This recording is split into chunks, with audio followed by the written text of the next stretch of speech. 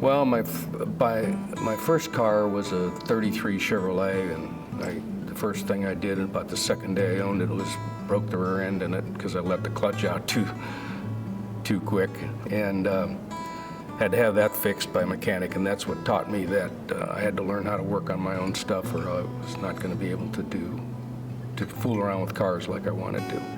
In 1948, I think there were a few speed shops. I think SoCal Speed Shop and a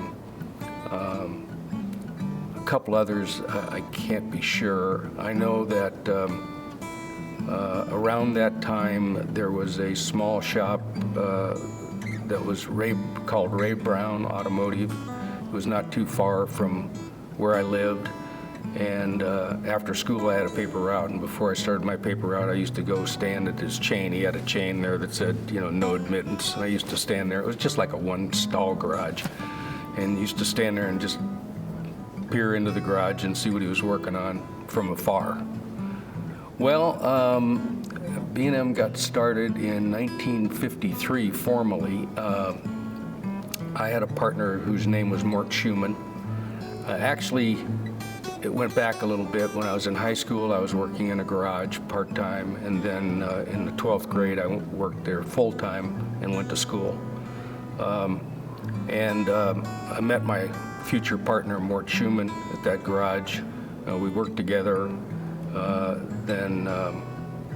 In those days, we did a lot of used car work for Madman Muntz. I don't know if any of you guys remember Madman Muntz, but he used to buy Cadillacs from Texas from these wealthy ranchers that bought a brand new Cadillac and used them to herd cows and all kinds of stuff. And then Muntz would buy them a year later, and they had 40,000 miles on them and full of mud. And we would refurbish them, make them look like new, and then he'd sell them as low mileage Cadillacs.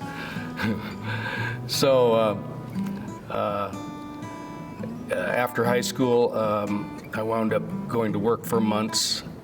They had a new car showroom that they opened on the Sunset Strip, and after about a year, I hired my future partner, Mort Schumann.